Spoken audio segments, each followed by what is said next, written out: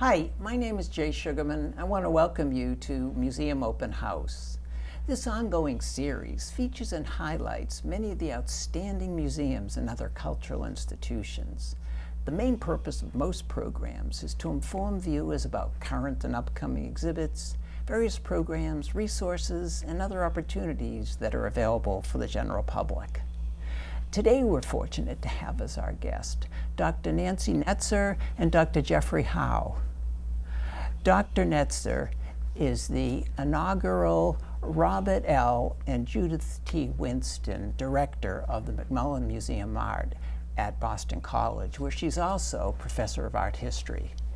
Dr. Howe is Professor Emeritus of Art History at Boston College, and he's here today as the curator of the outstanding exhibition entitled William Trost Richardson, Hieroglyphs of Landscape, currently on view at the McMullen Museum now through December 8th.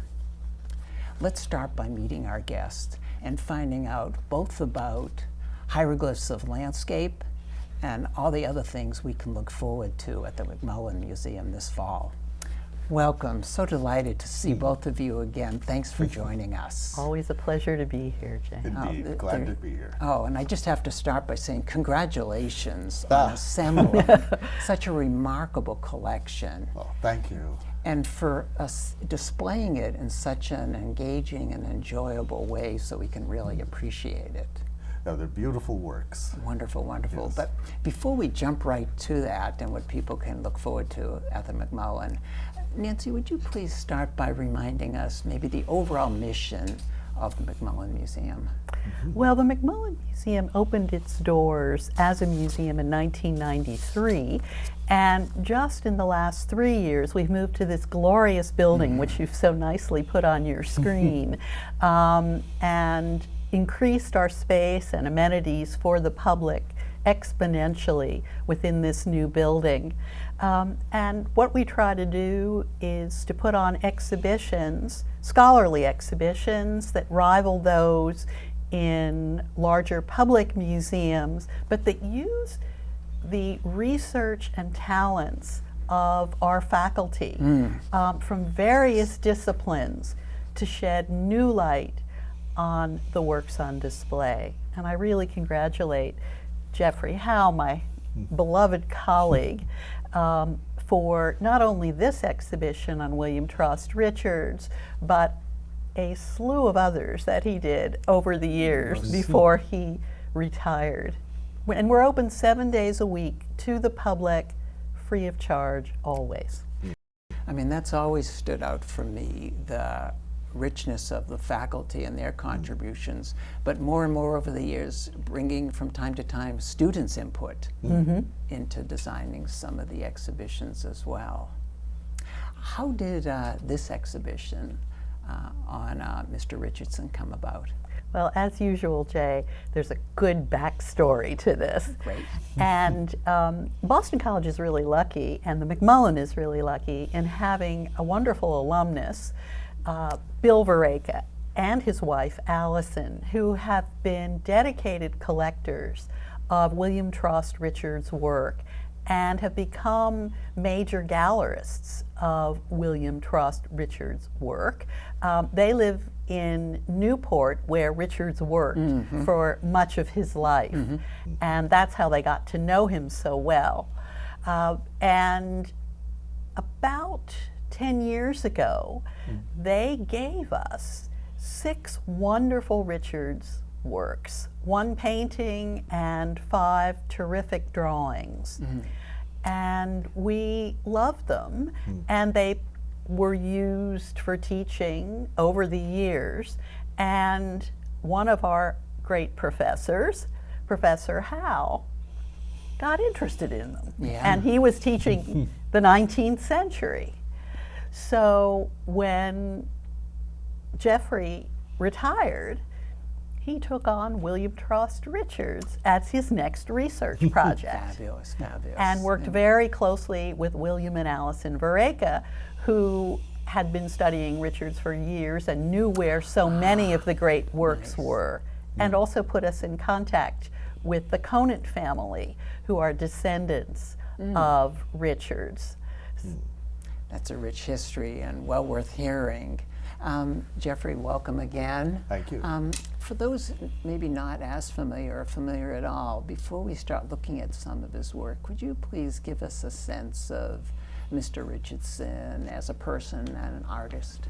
Yeah, he was, in his lifetime, very well known, and then became eclipsed in the 20th century with the rise of different abstract and other movements in modern art. But he was born in 1833 in Philadelphia, and from a working class family. His father died when he was 14. He had to leave school to support the family, help support. He got a job as a draftsman. He always had an inherent ability to draw. Okay. But the mechanical aspect of reproducing industrial parts didn't interest him. He would escape into long walks in nature, and he was steeped in the atmosphere of early 19th century romantic poetry. William Cullen Bryant was a particular favorite of his, Coleridge and Wordsworth especially, English poets. But, and later, you know, he's much in the orbit of people like Emerson and Thoreau, very familiar New England writers. For sure. Yeah. He eventually, as Nancy mentioned, moved to Newport after some years in Philadelphia. He first settled there in 1875 in a house in Newport, and in 1882 built a house on the island just across the bay there, Connecticut, where Jamestown is. And he was drawn to it for as many people are still today, to the beautiful landscape, Gorgeous, the yes. crashing surf, just gorgeous atmosphere. And he adapted all of his talent to depicting landscape, and that was his specialty. You don't see many people in his pictures. That's not Right. a primary interest. He did a few portraits, but not many. And I know he was a wonderful traveler too. Oh my gosh, yeah. Yes. He started traveling to the Adirondacks and up the Hudson River. He's really a kind of a second generation of the Hudson River School. American Romantics, who had this great emotional response to the physical and spiritual beauty of the landscape, which they already saw threatened. Even in the 1830s. Wow, how timely with our discussions today. I know, yeah. So, I mean, we were fascinated with, he's got paintings of trees growing on the sand near Atlantic City, which are dying. They're being threatened by the rising sea. The title of one of his pictures is "How the Sea Kills the Trees." And certainly climate change is a growing concern today. Most definitely. Yeah. Before we step in and Sure. enjoy some of the work that people can take advantage by viewing over at the McMullen, what were some of your thinking and organizing and curating and how you laid it out? Well, first of all, I had to delve into the material and figure out, who he was, and then to try to find another angle, because we wanted to do new perspectives on Richards, and great cooperation from other faculty at Boston College, but also other scholars that I recruited to write for us and contribute new ideas. Rebecca Bedell at Wellesley wrote a fascinating essay on the psychology of Richards, the melancholia that haunted him. And Linda Ferber, who is a world-renowned scholar of Richards, really kind of put him on the map in recent decades. Wrote a terrific essay, "How the Sea Kills the Trees," but also a colleague from American Studies worked on Emerson and the kind of conceptual side of the context of the time. And most interestingly, one of my colleagues in the geology department, or Earth and Environmental Sciences, Ethan Baxter, wrote about the geology of the places Richards went.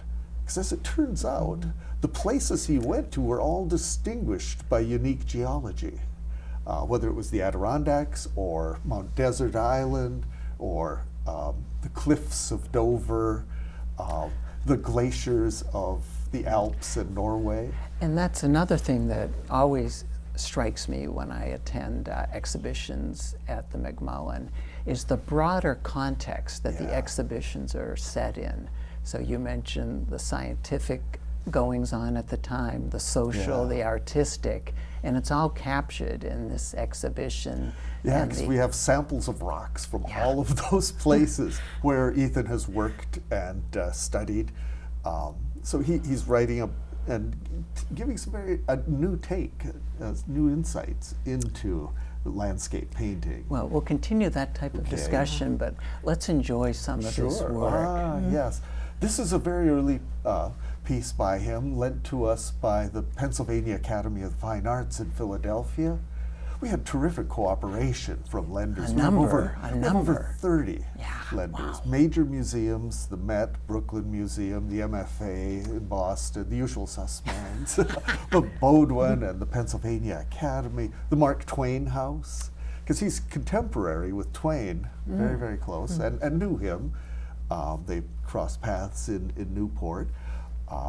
And many private collectors nearby and further flung. We've made contact with many of them through Bill Vareka, and of course the Conan family that Nancy mentioned, And who this- lent us 20 works for this show. Which And are this- also promised gifts to the McMullen Wow. Yeah. as a result of What this. a bonus. Yeah. And another aspect of this is the historical context with the Exactly. Civil War. Yeah, he was still living in Philadelphia, but he spent the summer in Bethlehem, where he painted this sometime late in 1861. It's a little, very rustic recruiting station for the Union soldiers. It's really just kind of a wooden shack in the forest. He doesn't do that many historical pictures with figures, but this was clearly the earth-shaking event of his time. And there's a large American flag hanging there, the only thing that kind of gives it some color and kind of a political and historic dimension there. And moving on, we get wonderful shots. Oh, Yeah, one thing that characterized Richards, beyond his romantic and emotional attachment to nature, was a dedication to an almost scientific sense of observation. Yeah. Closely studying nature. He was strongly influenced, as many in the 1860s were, by John Ruskin, the English author, author of Modern Painters, the greatest English art critic of the 19th century, who was a great champion of a movement in which had developed in England, the pre-Raphaelites, who wanted to reform English painting, make it more honest and more moral, give facts, just the facts, no, frippery or distractions. So he would look very closely. This is a beautiful little painting on a wood panel showing just a little corner of nature. Ruskin's advice was go to nature, rejecting nothing, selecting nothing, just be a transparent lens. And he's clearly tried to do that here. And I think that picks up on the subtitle, Hieroglyphics of yes. Landscape. Could you say a little bit about that connection? Right, I always have two things I have to explain. One, who is William Trost Richards?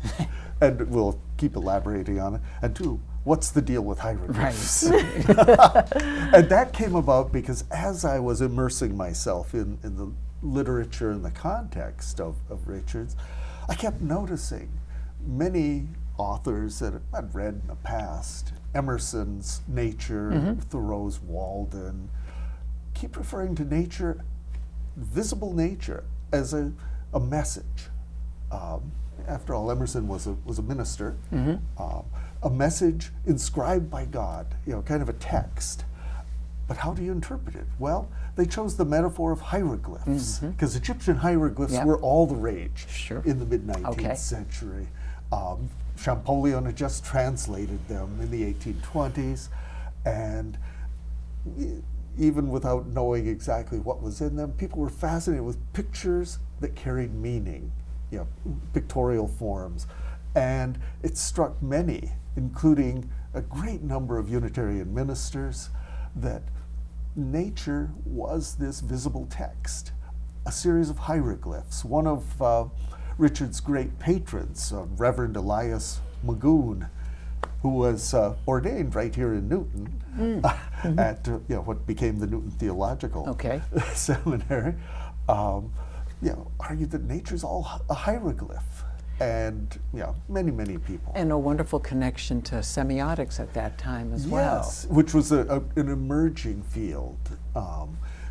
There's interesting parallels with the Cambridge author, Charles Sanders Peirce. And that would be a whole nother topic. For sure. But the idea of how do you interpret? Well, they looked on all sorts of sources. It has deep roots in a biblical tradition, of course, the idea of interpreting text and image, etc. But they gave it a modern twist. And they found that it was consonant with science. So we get the two things coming together, the kind of carrier of meaning and this study of the facts as they are.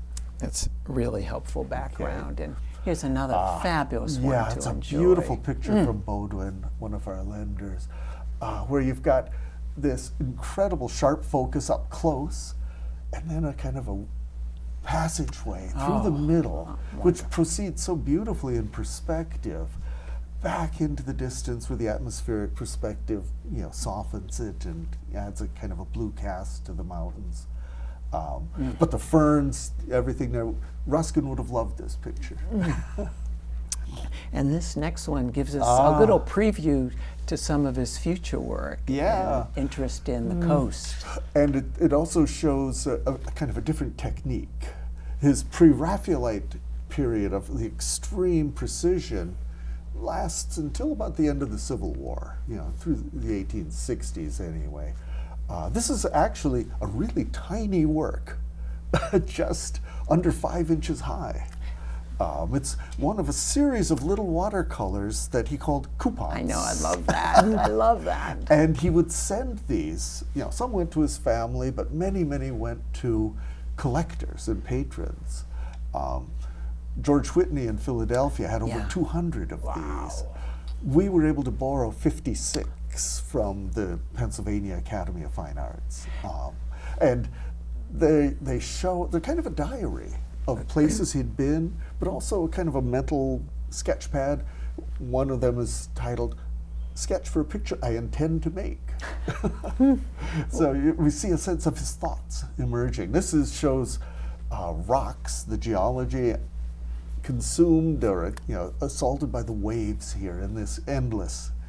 Another nice example too, when you mention the coupons and the rocks, of just so many other nice things that engage visitors. Yeah. There are rocks. We have the there rocks. From the geology department and others. The coupons, a number of iPad video displays to enrich introduce background the collectors, understanding. Personality of George Whitney or And then Magoon. please share a couple of the artifacts related to Mr. Richardson as well, that engage you right away when you enter. Through the family, Bill Vareca was able to acquire Richard's easel, the chair he sat in for painting, his palette, his last palette, and unused tubes of paint, or half-used tubes of paint and some varnishes. We also have medals he won, a gilded medal from the 1889 World's Fair in Paris. He had a significant international reputation in England and And France. to get an even fuller sense of him as an individual, nice references to his family throughout as well. He had an extraordinary family. His wife, Anna Matlock, herself was a very good writer, translator. She rewrote Alice's Adventures in Wonderland, or kind of gave it a modern twist. And we actually have a book written by her letter and spirit, kind of psychological and spiritual dramas, illustrated by one of their daughters, which adapts some images from Richard's Yes. seascapes Yeah. and others in Yeah. a kind of an Art Nouveau fashion. Yeah, that was wonderful. So that's very cool. And we have his passports. Well, let's continue Okay, our please. tour. He was, I mentioned early on, he had terrific skills as a draftsman. So he drew all the time. Actually, in his 1855 passport, there's little tiny blank space where he drew little landscapes. And here, this is an 1859 drawing, which has pencil, but also white chalk to bring out highlights. He's experimenting with the medium and getting some terrific results. He's just fascinated with nature. Always rocks, but also trees. Yeah. Yeah. Yeah. No, trees was a whole section. Yes, Wonderful. yeah, exhibit and they there. were very, very important in Romantic culture. You know, European, Wordsworth and such, but also William Cullen Bryant, who declared they were the first temples. Well, here are a few more. Yes, more trees. Right. But also the beautiful mountain landscape in the Yeah. moonlight. Very, difficult to see is in the left side. There's a stagecoach coming down the hill with little headlights in 1882. It's a watercolor we got from the Met, borrowed. A really nice loan. One of my favorites, actually. And we spoke about traveling, and here's a fabulous example. Yeah, he made his first trip to Europe in 1855 and went to France, but also Florence and the Alps in between. And he kept going back. He made 10 trips in all to Europe.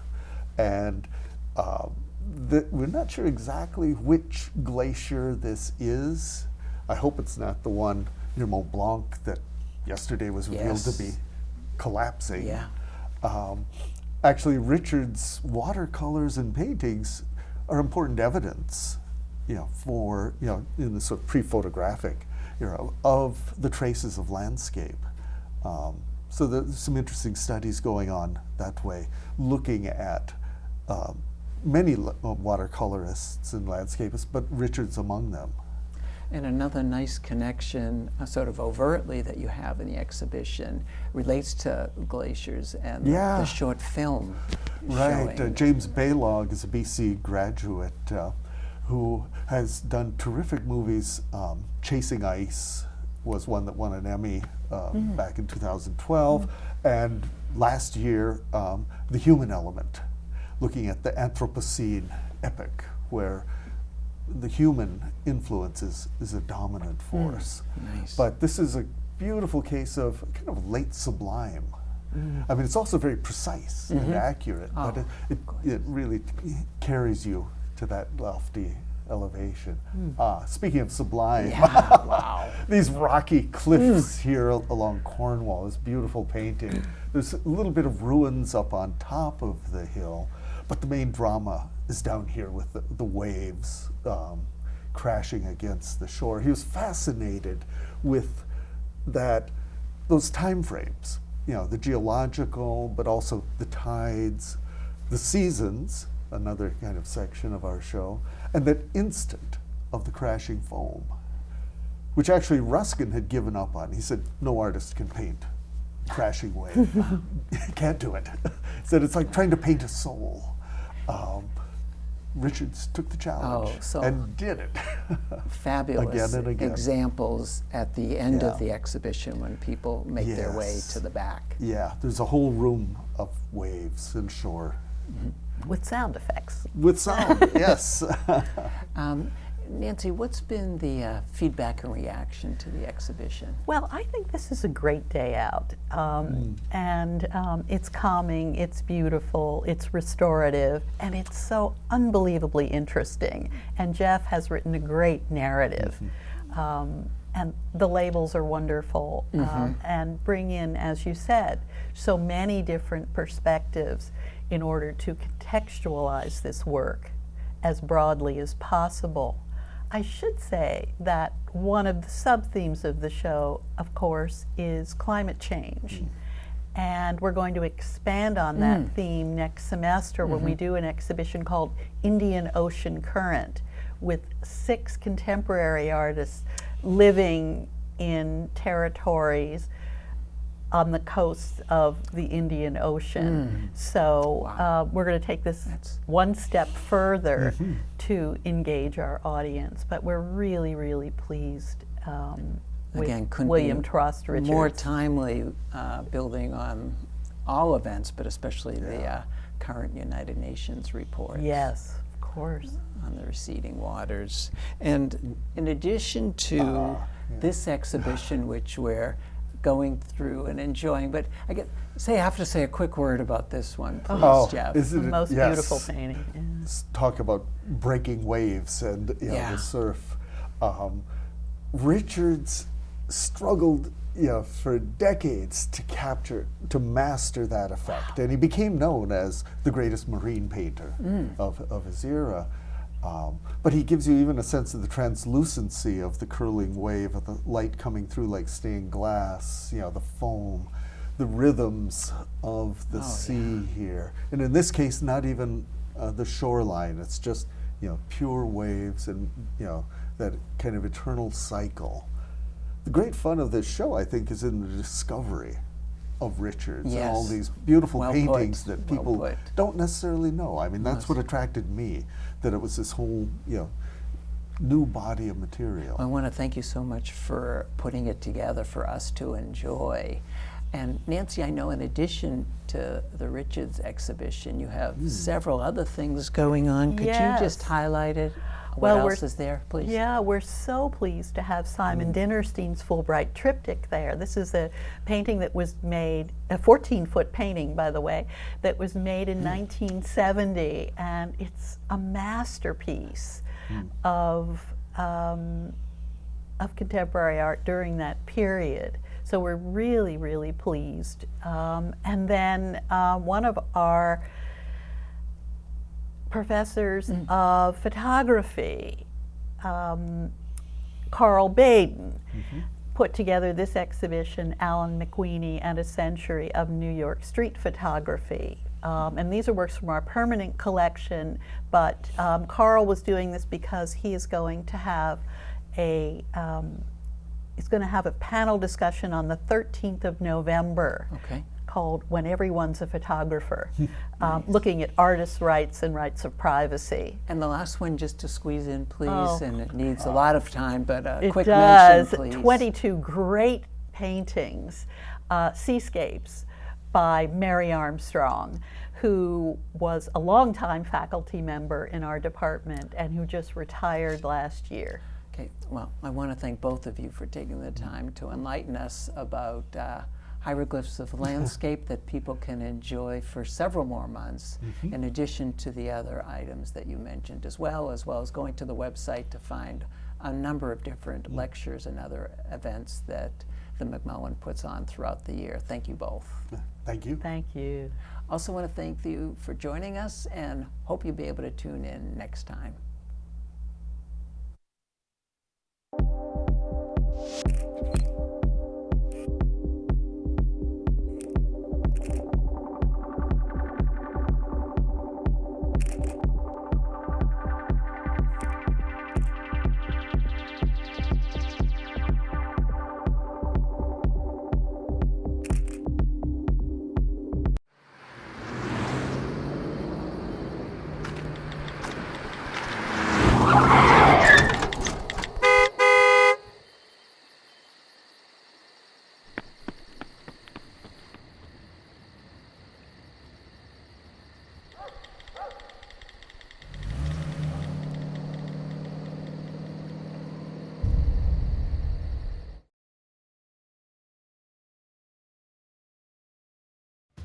It takes less than 1 minute to find out if you may have prediabetes, and you can do it here.